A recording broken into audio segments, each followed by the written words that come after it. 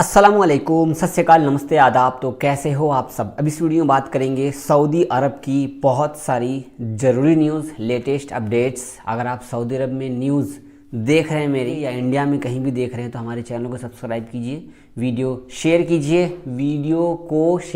Facebook page पे हमारे page को फॉलो कर लीजिए। लेटेस्ट अपडेट हर दिन मैं अपलोड करता रहता हूँ कुछ ना कुछ इस चैनल पे। न्यूज़ जानते हैं। न्यूज़ जानने से पहले आप सबको एक न्यूज़ देने वाला हूँ। अगर आप लोग उम्रा वीज़ा लेते हैं तो शायद मैं आप लोगों के लिए बेस्ट पैकेज बहुत जल्द बताने वाला हूँ। उम्रा वीज़ा से रिलेटेड आप मुझसे ही ले सकते हैं इंशाल्लाह। और भी बहुत तरीके का वीज़ा का भी बताएंगे आगे इंशाल्लाह। प्रोसेस जारी है। इन सब कामों में टाइम लग रहा है क्योंकि सेटअप बहुत हार्ड हो रहा है इसके लिए। तो न्यूज़ जानते हैं। सऊदी अरब में हर दिन कुछ ना कुछ नया कानून आता है। कोरोना के टाइम से विजन 2030 के तहत 2020 से नया नया कानून इतना सारा आया जो हम लोग अगर गिनने को बैठे तो अनलिमिटेड गिनते गिनते रह जाएंगे। उस कानून में से एक ऐसा कानून था जो कि इन्होंने कहा था 14 मार्च 2021 से कफील का कानून हटा दिया जाएगा। मतलब अब कफालत कफील सिस्टम को हटा दिया जाएगा। तो ये जो कानून लाया गया तो क्या ये कानून फॉलो हुआ? बिल्कुल भी नहीं हुआ। अगर आप लोग सऊदी में काम कर रहे हैं और ये 2023 आ चुका है, क्या आपका कफील नहीं है? आप बिना कफील के सऊदी में काम कर रहे हो?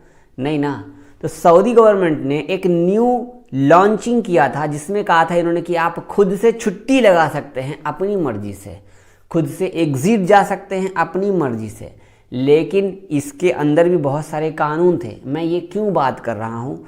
हमारे बहुत सारे भाई मुझे कमेंट करके और मैसेज करके बता रहे हैं कि जावेद भाई जो कोरोना के बाद जो नया कानून आया था कफालत वाला वो कब हटेगा, कफील वाला सिस्टम कब हटेगा, दुबई की तरह कब होगा?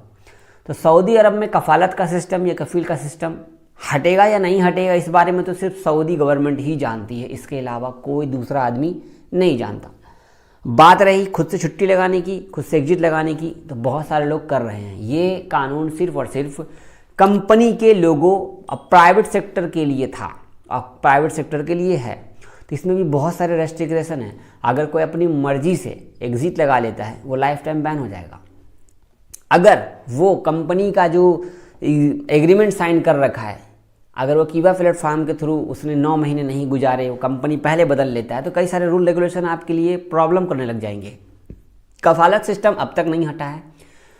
अब कितने सारे लोग हैं जो देखो कैसे भी करके छुट्टी लगाओ या एग्जिट जाओ, बिना कफील या कंपनी से पूछे हुए तो आप जा नहीं सकते। तो ये जो कंपनी वालों ने या कफील वालों ने हमेशा कहा है कि आप घर जा सकते हो, कोई दिक्कत नहीं है, लेकिन हमारा काम पूरा करो फिर जाना। अगर आप उसके काम को पूरा ना करके बीच में चले जाते हो तो आपके ऊपर लाइफ टाइम बैन लग जाएगा। कई सारे नियम ऐसे ऐड किए जो कभी नहीं था। बट सब बात का एक बात, क्या कफालत सिस्टम ख़त्म हुआ? बिल्कुल नहीं ख़त्म हुआ। अगर आप सऊदी में काम कर रहे हो तो क्या कफालत सिस्टम ख़त्म होना चाहिए? और क्यों ख़त्म होना चाहिए? कफील सिस्टम ख़त्म होना चाहिए, क्यों ख़त्म होना चाहिए? कमेंट कीजिए। उस कमेंट को अरबी में ट्रांसलेट करके ट्विटर पे जवाज़ात को पोस्ट कीजिए। अगर 100-200 लोग ट्विटर पे ट्वीट करके शेयर करने लग गए ना तो इस पर पक्का चर्चा होने लगेगी। जो सऊदी का, जैसे अपने इंडिया में संसद भवन है, वैसे सऊदी में कौंसिल शोरा है, वहाँ बात चलेगी, वहाँ कुछ ना कुछ निकल के आएगा तो मसला आगे का आगे कुछ ना कुछ सोचा जाएगा। कफील सिस्टम सऊदी से हट जाए तो भाई अनलिमिटेड कमाई है, अनलिमिटेड। लेकिन इस पर भी इनके नियम कानून बहुत सारे हैं ना। जैसा कि मैंने कल आप लोगों को न्यूज़ दी थी कि सऊदी में फीफा वर्ल्ड कप के लिए ऐलान किया गया। सक्सेस है या नहीं है इस पर कोई न्यूज़ कन्फर्मेशन नहीं है, लेकिन अब कन्फर्मेशन आ चुकी है। तो 2034 में फीफा वर्ल्ड कप सऊदी अरब के अंदर किया जाएगा और ये न्यूज़ इन्होंने खुद ही शेयर की है, तो मैं आप लोगों को यहाँ पर शेयर करूँगा। अब तक मेरी वीडियो का कुछ पैराग्राफ शुरू का समझ में आया हो तो मैंने जो सवाल किया उस सवाल का कमेंट करो, उसके बाद आगे का न्यूज़ देखो। आइए अगली अपडेट में आपको शेयर करूँगा। सऊदी अरब में 10,000 से ज़्यादा सऊदी फार्मासिस्टों की नियुक्ति की गई है। मतलब सऊदी अरब में जो दवाई का दुकान है, जो मेडिकल स्टोर है बड़ा बड़ा, नादा, अलदवा, इन सब स्टोर में जो पहले अजनबी काम करते थे उन सब में सऊदी लड़कियों को जो रखा गया है, फ़ोटो देख रहे हैं, फार्मिस्टी मतलब लड़कियां जो है दवाई बेचना, देना, चेक करना, ये सब के लिए रखा गया है। यहाँ से अजनबियों को हटा दिया गया 10,000 से ज़्यादा जगहों पर। अगली अपडेट में आपको शेयर करूंगा। ज़कात को लेकर के अपडेट दिया गया है कि ज़कात प्राधिकरण की चेतावनी, फर्जी मैसेज से रहे सावधान। अगर आपके मोबाइल में ये वाला मैसेज आ गया हो तो सावधान हो जाइए। कहा जा रहा है कि सऊदी अरब के अंदर में ही क्यों यार, इंडिया, पाकिस्तान, बांग्लादेश, नेपाल, दुनिया के किसी भी कोने में हो, फर्जी मैसेज को कभी भी क्लिक मत करो। इससे आपकी सारी डिटेल उनके पास चली जाती है। तो गवर्नमेंट का कहना है कोई भी ऐसा मैसेज आए, ऐसा मैसेज जिस पर लिंक बना हो, वो मैसेज को आपको डिलीट कर देना है, क्लिक नहीं करना है। अगली अपडेट मैं आपको शेयर करूंगा जो कि मुंबई एयरपोर्ट से आ रही है। मुंबई एयरपोर्ट पे उतरते ही एक इंडियन की गिरफ्तारी हो गई। क्यों हो गई ये मामला आपके सामने रखना चाहूंगा। संडे का दिन एक व्यक्ति को फ्रॉड के रूप में गिरफ्तार किया गया है। तो सऊदी अरब या दुनिया के किसी भी कोने चले जाओ, अगर आप वहां से आओगे तो कोई ऐसा कांड कर रखे होगे, तो जो अब का जो कानून है अपने इंडिया का भी बहुत सख्त है। कहा जा रहा है कि 27 साल का लड़का जो कि लोन ले रखा था, लोन ऐप से फ्रॉड केस करने की वजह से कर्नाटका के अंकोला का रहने वाला आसिम यूसुफ खान मुंबई एयरपोर्ट पे गिरफ्तार किया गया। 27 साल का ये लड़का है, इसने लोन ले रखा था। 2022 में अप्रैल में शिकायत किया गया कि हैंडी लोन ऐप का इस्तेमाल कर लोन लिया था, लेकिन लोन पे नहीं कर सका। उसे धमकी दी गई कि लोन पे नहीं करोगे तो तुम पर वारंट निकल जाएगा, और इसका वारंट निकलने से पहले ही